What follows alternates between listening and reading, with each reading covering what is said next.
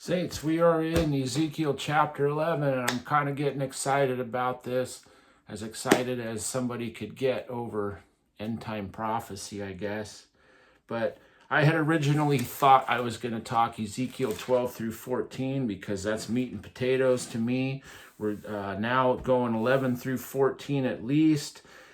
Interesting thing, though, is, as you know, I think this is video number 8, and we're finally getting to what it is I wanted to talk about. So, chapter 11 is potentially 2 videos, and I don't know because I don't script these things out. I can't really tell you how long this is going to take. I just look up at the top of my phone and I go, oh, look, we're getting close to that 40-minute mark. Maybe let's wrap it up.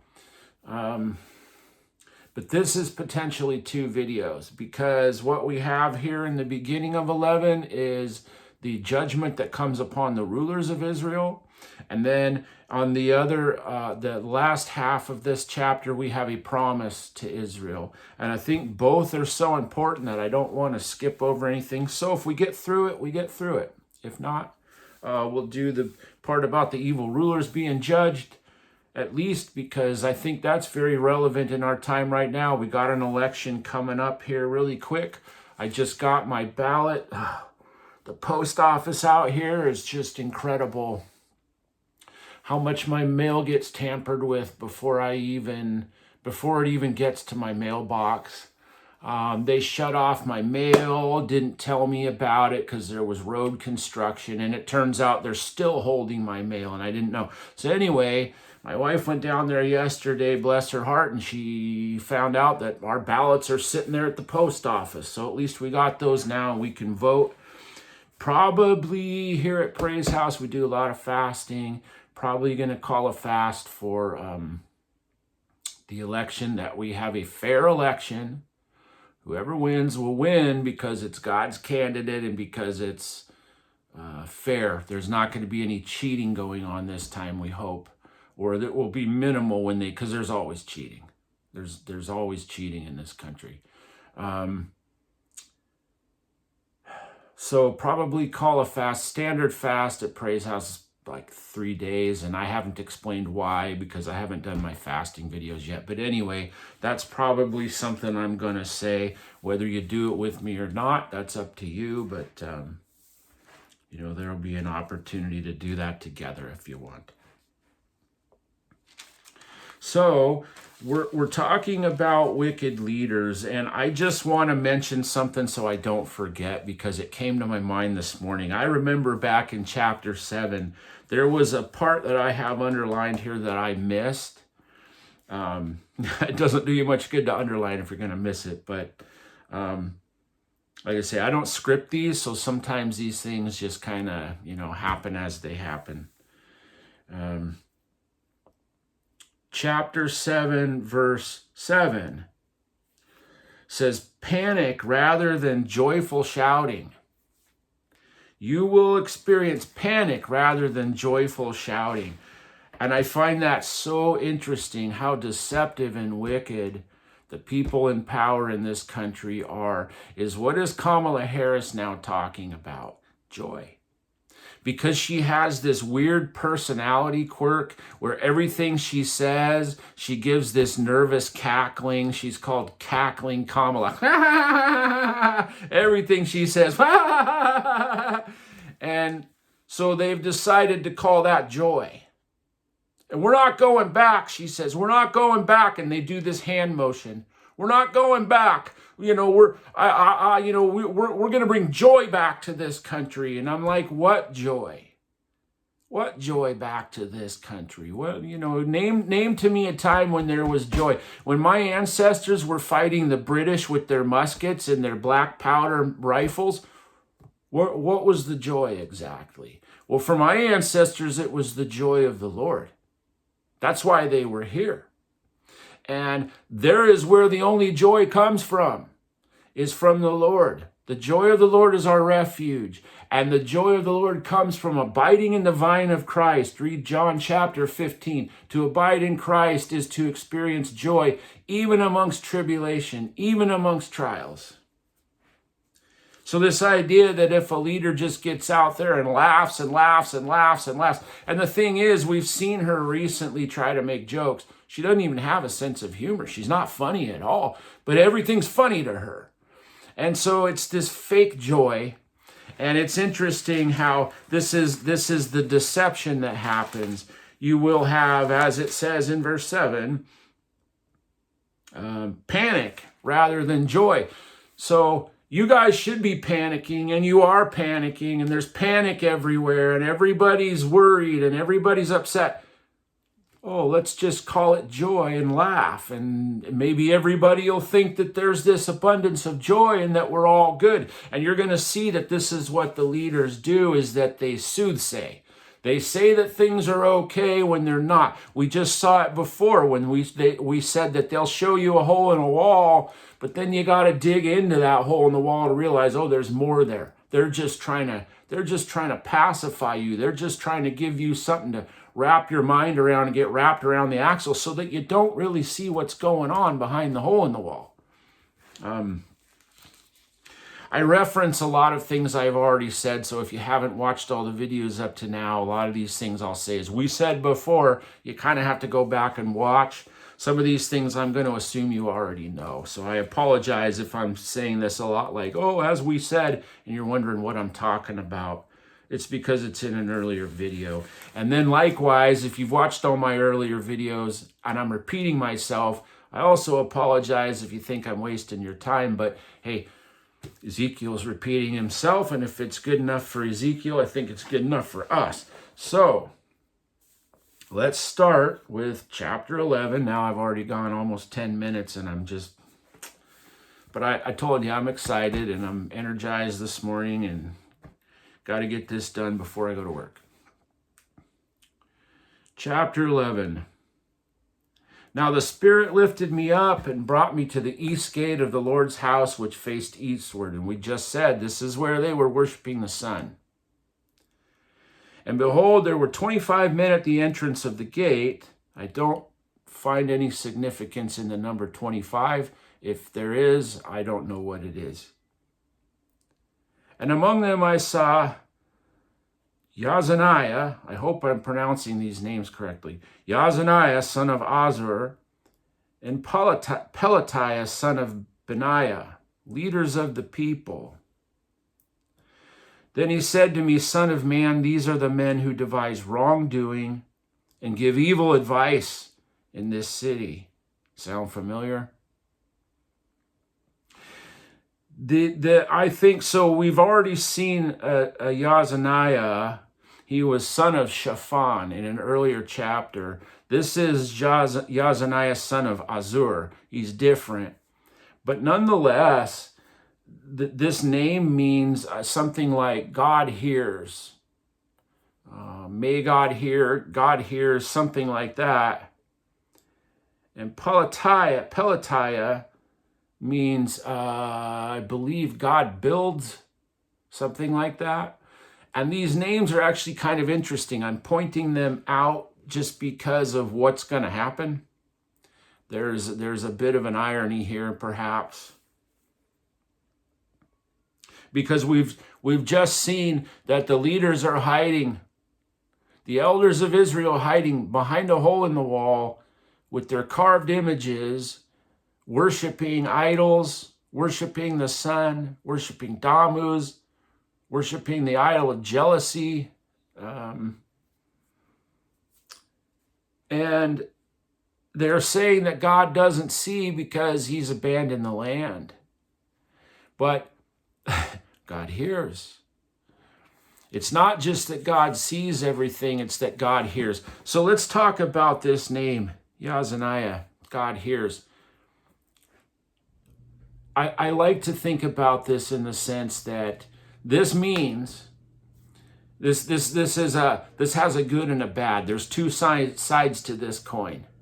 God hears, meaning even if you think he sees nothing, he hears it. Every word that comes out of your mouth, he hears. You may not be committing a bad action, and as it's said in the book of James, the epistle of James, that the power of life and death is in the tongue. So you may not be committing a bad act, but maybe you're saying something bad. Maybe you're saying something that is bad. God hears it. But you see, the other side of this coin is good news. And this is why we like to, even though we're talking end time prophecy, we like to point to the good news. Because the gospel's good news. Jesus Christ is all good news. And if you can't point to Christ, what are you preaching for? So the good news is that God hears. So when you cry out to him, when you pray to him, even under your breath and just a whisper, he hears. This means he hears your prayers, saints. This is good. So anyway, let's move on past hearing. Son of man, these are the men who devise wrongdoing and give evil advice in this city. He shows him the people that are misleading. Verse 3, these people who say, the time is not near to build houses. This city is the pot and we are the meat. Now that seems to be a turn of phrase. That seems to be something that was a manner of speaking back in Ezekiel's day, and I don't know what that means exactly. A lot of these old manners of speaking back in the Old Testament elude me. And I think that even though this is the NASB, which is what I'm using here for Ezekiel, it's a literal translation, and it's probably missing a little something here. I say this because I can't really figure out what does this mean. I mean, I get a sense of what it means, but this literal translations I'm stumbling over a little bit. But what they're saying is the time is not near to build houses. I think what they're saying, and we've talked about it, I believe we've already talked about it, or it's coming up soon, and we just mentioned it, was this kind of thing that people had been saying in Israel is that, we skip forward a little bit into Ezekiel to see when they're saying this, which is God says this proverb that you guys have, which is that you've had your prophets, they've all given prophecy, and yet where is it? Still the time continues on, and we hear that today. Yeah, you Christians have been talking about the end time forever, but it's not here, so we don't believe it anymore. We're not listening to it anymore. And I think that's what's going on here. There's a couple different things going on in this saying. And that's why God is pointing out, here's what the people say. Because why? Because God hears. He knows what they're saying.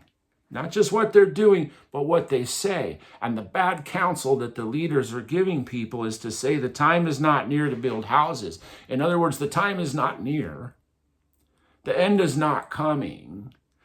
It's actually almost like if you said this as a question, and I believe that I've read, what is, maybe it's called the Tanakh. I don't know. It's a Jewish Bible.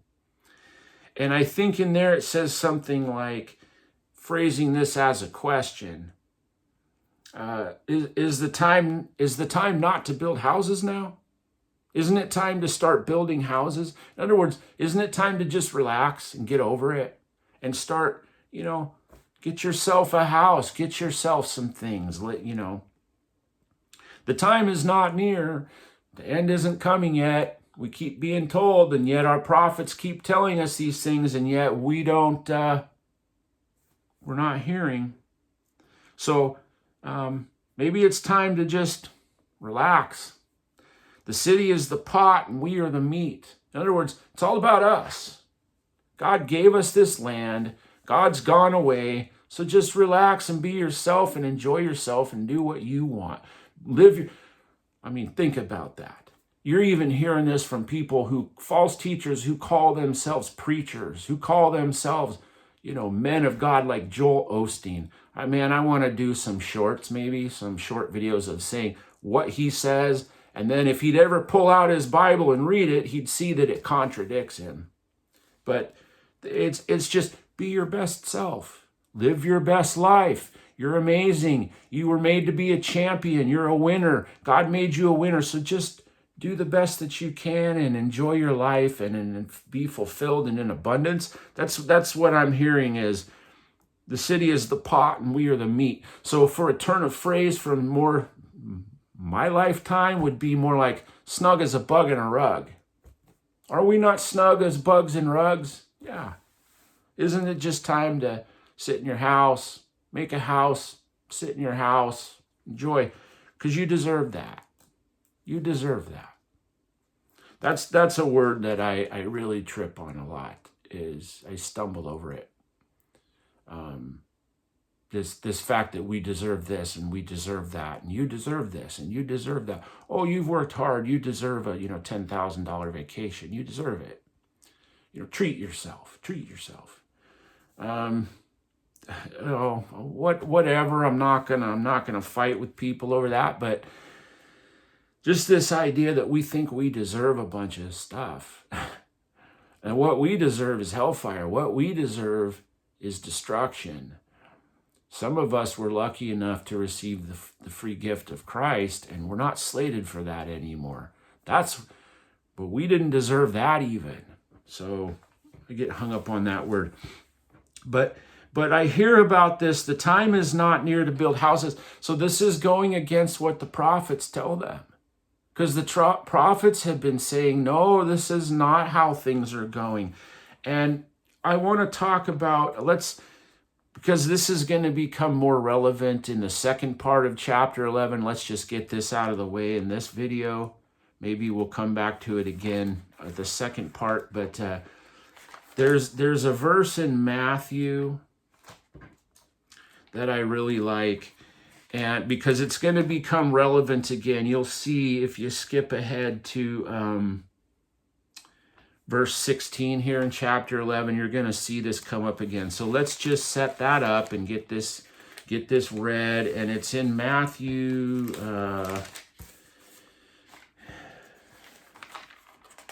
It's the one about chicks, gathering chicks. Matthew 23.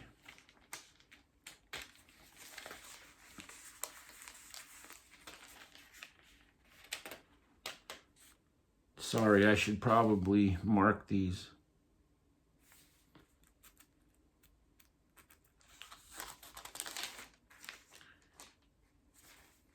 Ugh. Yep. This is a newer copy, so so the pages kind of stick together.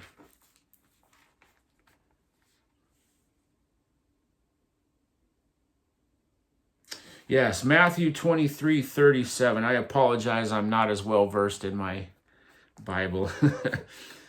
Jerusalem, Jerusalem, who kills the prophets and stone those who have been sent to her. How often I want... So there's the first part of that verse, is in the first part of chapter 11 of Ezekiel, about those who say, we're snug as bugs in a rug, don't worry.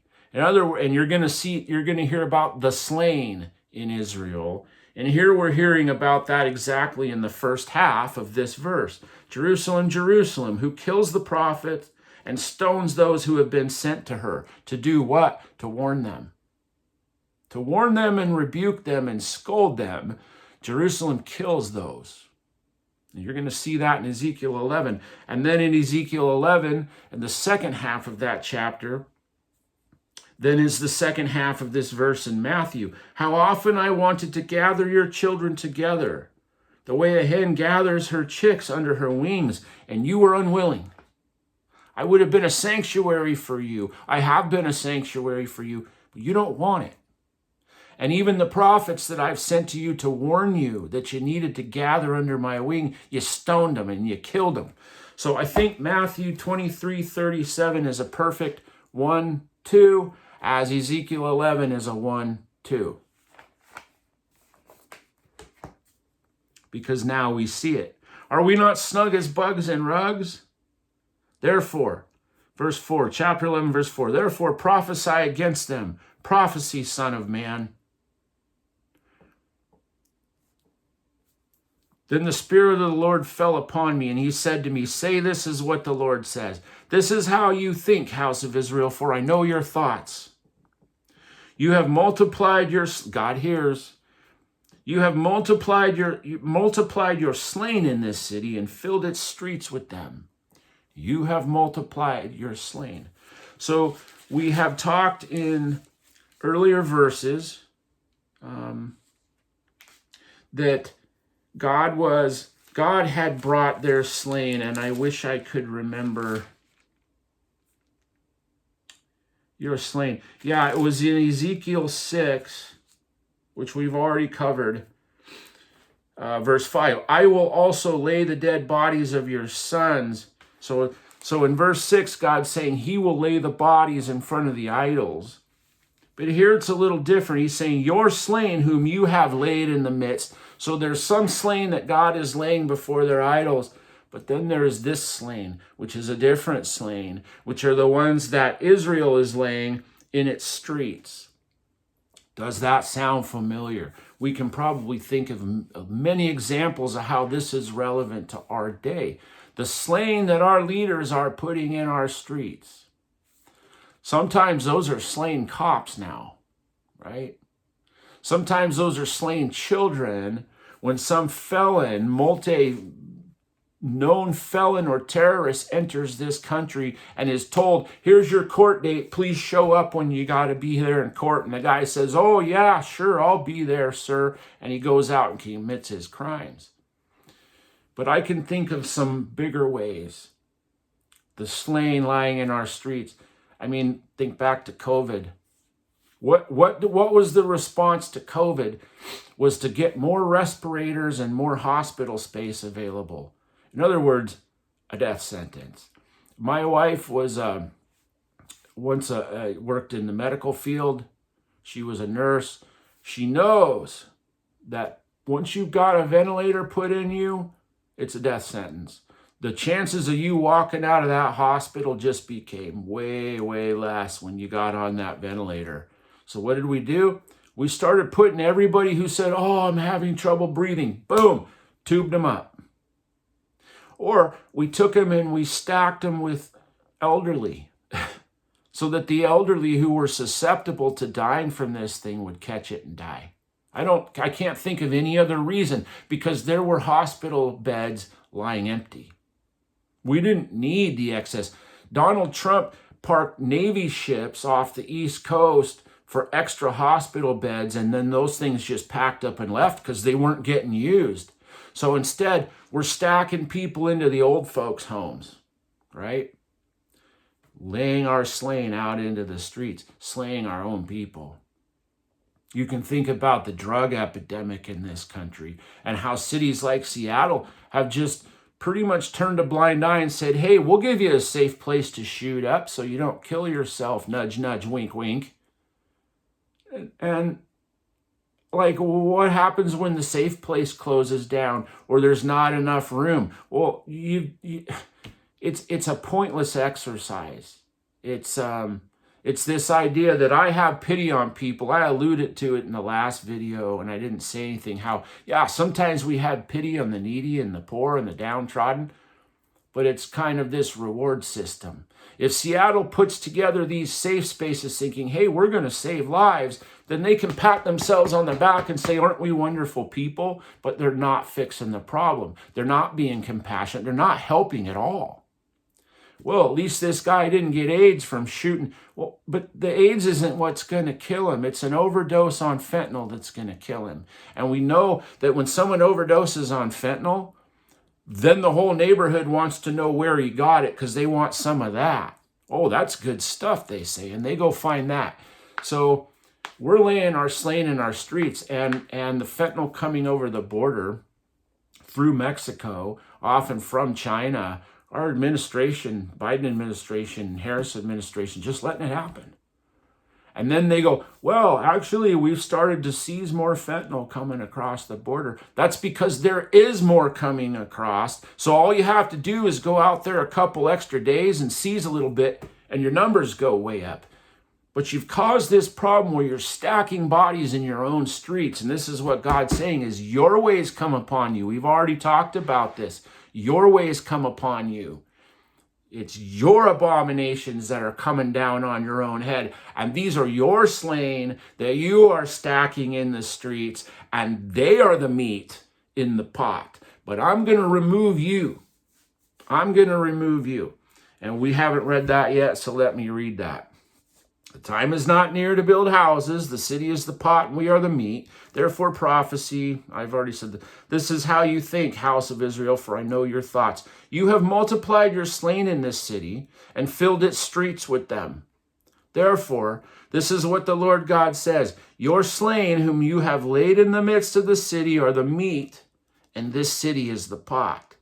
So, there, the dead that you've laid in the streets are the snug bugs in a rug. You are leaving the rug. But I will bring you out of it. You have feared a sword, so I will bring a sword upon you, the Lord God declares. And I will bring you out of the midst of the city and hand you over to strangers and execute judgments against you. So, what is it that you fear? Do you fear the Lord or do you fear man? Do you fear a sword? Because if that's the case, then the sword is what will come to you. And I think what he's referring to is back here in Ezekiel 6 again. Like I've said, Ezekiel is repeating and repeating and repeating. In chapter 6, he also says in verse 14, they have blown the trumpet and made everything ready, but no one is going to the battle. So there you have it. They feared the sword, so that when the trumpet sounded, they didn't pick up their sword because they feared death. They feared death by the sword. They feared death from the Babylonians. And because they feared a sword, well, then here comes the sword. When the battle cry, when the prophets came and blew a trumpet and called you to battle, called you to build up the wall and stand in the gap, you didn't do it? Okay, then here it comes. Here it comes anyway. I would have gathered you like chicks under a hen's wing, but you would not. So you fear the sword, you die by the sword. And there's a cruel irony in all this. It's like the guy who fears financial ruin, so he does everything he can to save up all his money and invest correctly and stash it away, and then, the bank collapses and he has no money. Or he spends his entire life round the clock trying to chase after this money to keep him secure, but then he gives up his life for it. At the end of the day, he's all alone, he's unhappy, he doesn't know God. You fear the sword, you die by the sword. You fear plague, you die by the plague. And that's what's being said here. And I will bring you out of the midst of the city and hand you over to strangers. And we've already talked about this. Let's see. I think I need to actually just say a little bit more here. I'll read a little bit more here.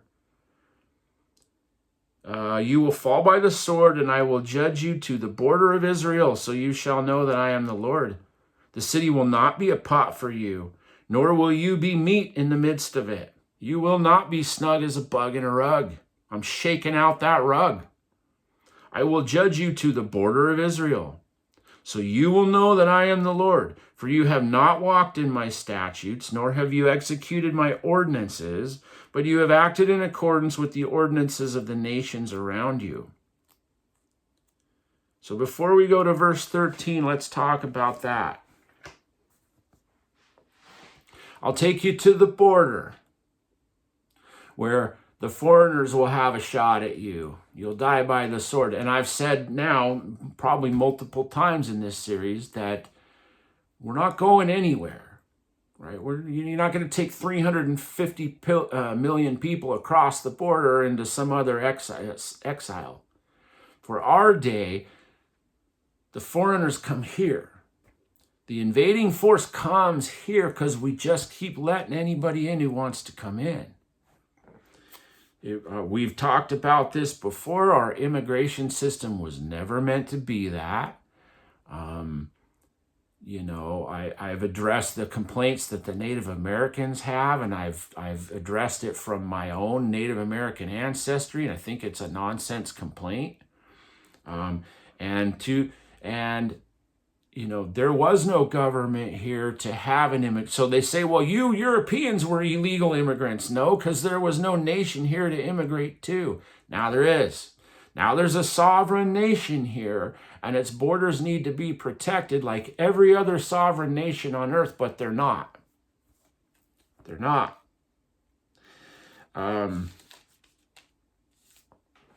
So here come the foreigners then, and we've just been seeing caravans and caravans and caravans of people, and mixed in with these people are the bad guys. Mixed in with these people are Chinese nationals. I've said this before, I'm going to repeat it. How does a Chinese national get out of his country and immigrate here unless the government puts him up to it? Because that government will not only not let him out to begin with, if that guy gets out and escapes and looks for asylum here, his family is then subject to torture and death. So he's not going to leave. And these are all young single men coming from China. These are not good guys. These guys are not come here to work hard and find opportunity. This idea that just because somebody has a hard life, they deserve to be here is just, I don't understand it. So I've always thought, God allows people to come to this land whom he wills because there is goodness here and there is blessing here. And those that he loves, he would want them to be here. But that's not what's happening now. Now our abominations are coming down upon our head, just as they were in the time of Ezekiel. It's our acts. It's our misbeliefs. It's our poor judgments. And it's our wicked leaders who are saying, this is how it's supposed to be. And now here it comes. And so you have these liberal mindsets. And guys, I wish I could post up this picture right here, right now. There's a picture that I took in Everett that it has the liberal manifesto with all the rainbow colors, and each color has its own. We believe science is real. We believe love is love. That kind of stuff. It's all nonsense. Because I believe science is real too. I mean, I just don't think the religion is real. The religion of science is nonsense. The scientific method, of course, it's real. Why would I say science is not real? But what you peddle as science is phony, right? And then, of course, one of those is always, we believe that no person can be illegal. Well, I've never said that a person is illegal. I've said illegal immigration is illegal. And what I saw, and I've got a picture of this, where they've got this manifesto right there in their front window to just show you how good they are. And right there on the door next to it says, we reserve the right to refuse service to anyone. So we believe anybody can come into the country and that's their right. But you can't come into my store if I tell you to get out. Not on my property. You can't come in. Because I don't like you homeless people coming in here and hanging out and ruining my business. It's unbelievable what hypocrites these are. So anyway, we're being invaded. These are not all good, hard-working people yearning to be free. They're not. They're not. A lot of times they're coming across the border, and you can look at their clothes and you can see that these people aren't, they're getting bussed right up to the border, and they got their Gucci handbags and their Gucci sunglasses and their expensive sneakers and anyway, so I'm not going to belabor that. I could go on and why. For you have not walked in my statutes. So this is coming against us because we have not walked in his statutes. We have turned our back on the Lord. We have turned away from he that gave us this place. He that made us through insurmountable odds defeat the British so that we could have a republic. And we turned away from God and said, hey, is it not time to build houses? I mean, we're the meat. This is the pot, and God gave it to us, and he's not taking it away. So, God bless America, rah, rah, rah. And yet here we are. We not kept his statutes and his judgments. We've become more and more progressive and liberal, which is a disease. And it just seeks more of its own. It snowballs. You have acted in accordance with the ordinances of the nations around you. So this is another issue I have is, our allies, and this is the democratic way of looking at it. Our allies, that's just not done. It would offend our allies. Our allies. Like, our allies for what? Our allies for what? Because we were allies in World War II? I mean, I don't understand how they're our allies exactly, or why we have to have this coalition where they get to tell us what to do. Because guess what? If there's a Hitler 2.0, if there's another Hitler that comes along and starts a world war, it's probably from Germany. Who was it? I think there was a comedian one time who joked about, Germans decided, they're going to go to war. Who's our enemy? The world. And they did it twice. Well, maybe World War III starts with the Germans, right? I don't know. Sorry, Germans, you're fine. German Christians, you're fine. But so let's say there's a Hitler 2.0 that comes and wants to start another world war.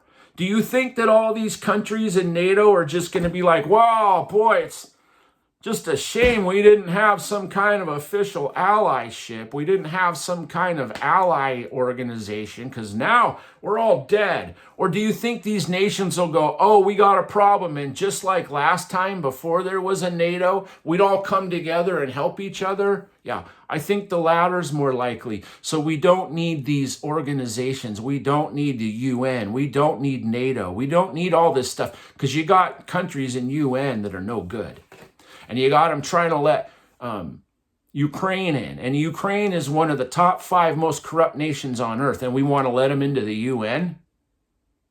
That makes no sense. So that's not an organization that I want to be part of. What's more is when we have these allyships, then they start telling us what to do. Well, America, you're polluting more than we are.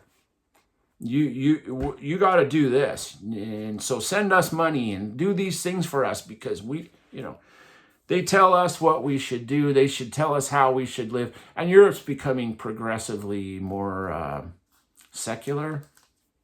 And they want to enforce that on us too. They mock us. They belittle us. They say, we don't know if we can be an ally with you anymore if you still hold on to these kinds of beliefs. So why should we be subject to that? Because God is saying, here's the problem with you, Jerusalem. All these foreigners who have come, and you've stopped keeping my statutes in favor of their statutes, and there's a problem. It's happening again. It's happening again today.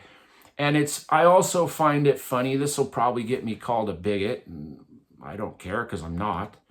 I've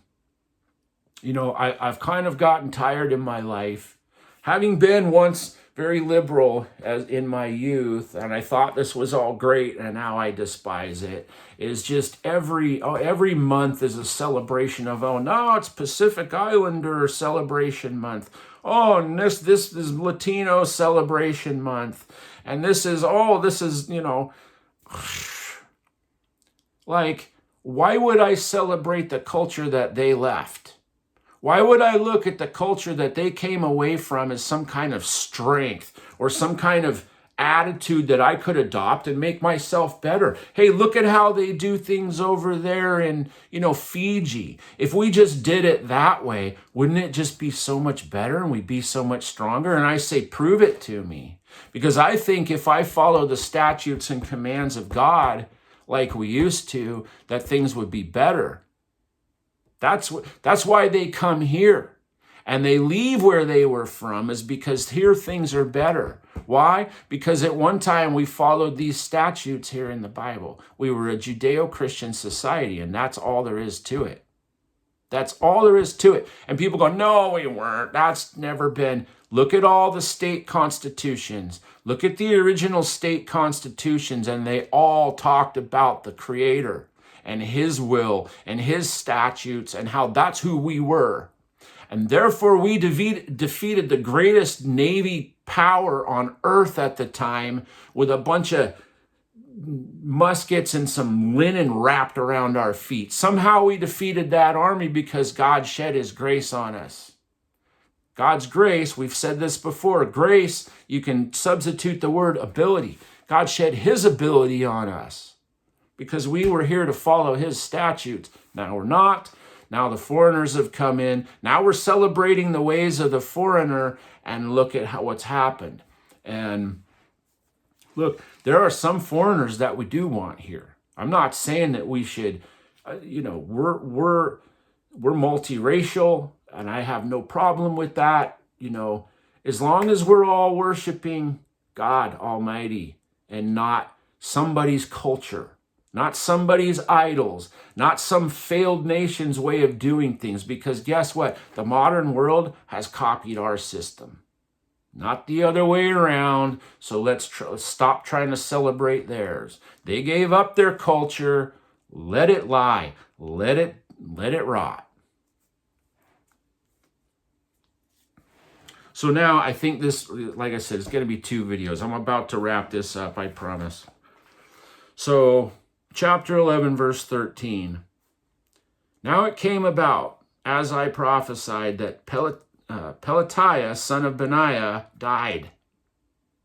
Then I fell on my face and cried out with a loud voice and said, "O Lord God, will you bring the remnant of Israel to a complete destruction?" So there's 2 things here in this verse. One, we've just talked about Pelatiah. His name means God builds. God, I think God will build. God builds up.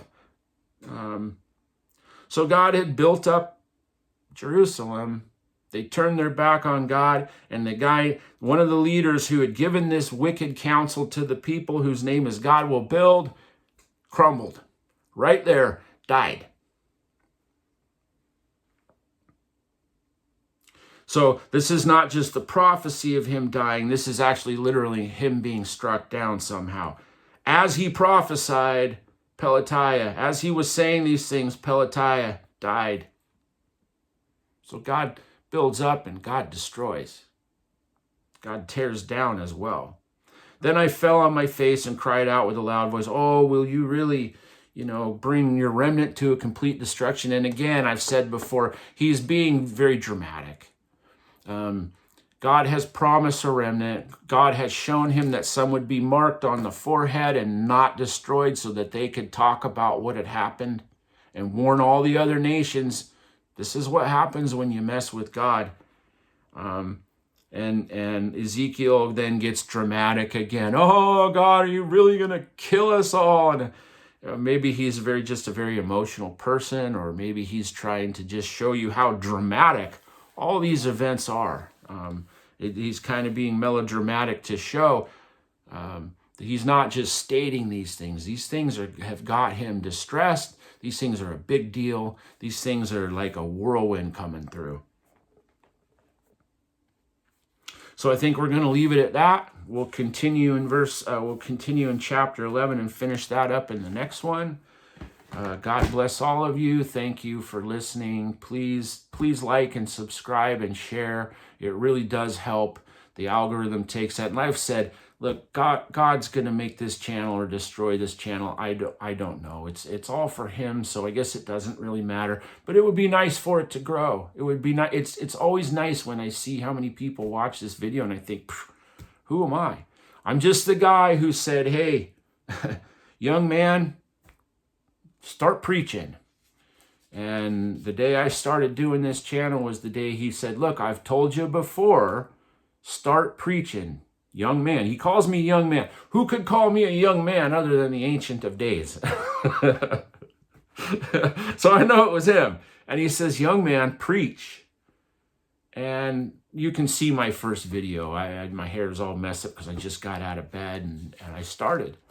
Anyway, my point is this, that I'm hoping that this will do something, because it's what I'm called to do. And you can help. And I really appreciate all of you that have subscribed and commented and liked. It really is assurance to me. It really makes me feel good. So I'm just asking you, like and share and subscribe, please. And other than that, we'll see you in the next one, probably tomorrow. So God bless.